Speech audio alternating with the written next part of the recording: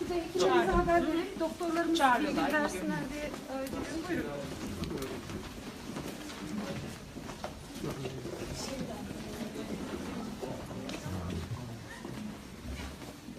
السلام عليكم. ايوه ساتاي الحمد لله ما شاء الله ضربه هاي قعنت وجهك وجهها هي ها انت كلا في عنتك وجهك iyo gacanta gacanta ka waran ruuxsane faraha ما شاء الله الحمد لله إلهي وفقنا. Doktor Bey, sizi böyle Murat Hocam buyurun. Murat Bey bilgi vermişsin bizim takip eden doktorumuz. Somali Cumhurbaşkanı. Nasılsınız? Hoş geldiniz. Çevirmen tercümanımız var. Tamam. Yüz kemiğinde kırıkları var. Onlar için ameliyat alacağız plak vidayla. Tedavisini yapacağız.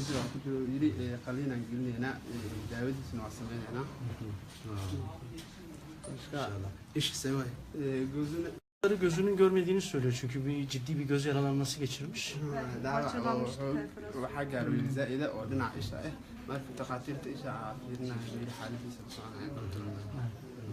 Biz kemiklerini ve çenesinin oturmasını, çiğnemesini sağlayacak ameliyatı yapacağız.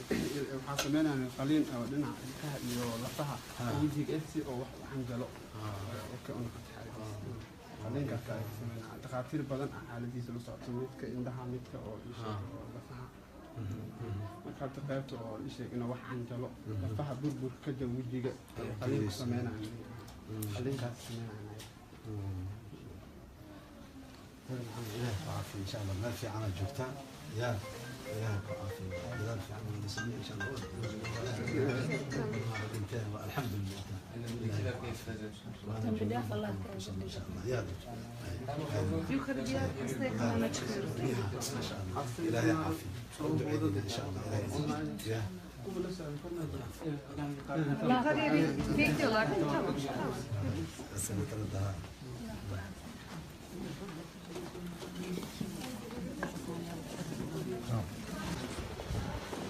السلام عليكم. السلام ورحمة الله وبركاته.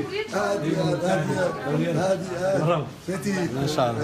هاي ايوه فتي هاي في عبد ستر في عندي خير خيرات ورمى هاي داوعي على سعتين هاي ادور بحنتود وانا بسوسي و من قضينا وصار ارقنبه انت كلا اي سي يو كجيران لو ما قلت كان بدنا نغير دوها انه شيء مكان يا الله عافيه ان شاء الله هو وصول ودونا مركله عليكنا وصول الحمد لله ايغا نصيب كودا الهي كدغي الي ماشي سو غاران وانا الهي انك سو عافماد ان شاء الله عافماد كذا ديرا سنتي هذا فرصه وشان اركتنا وانا سلامه مركل وصول نقولنا ان شاء الله يا خير بدأ كلمة جديدة إن شاء الله ما تكفي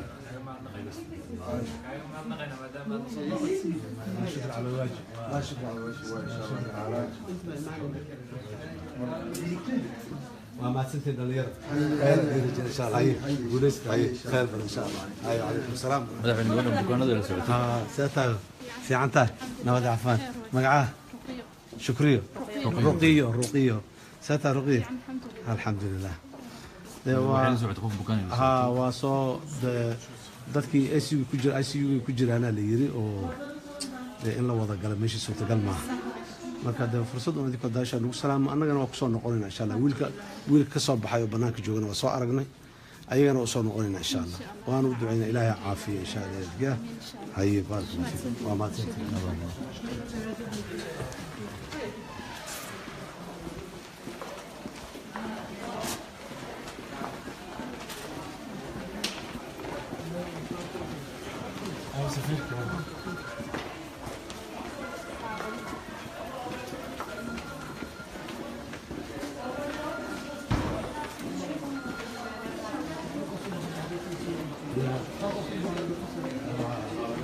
halkaas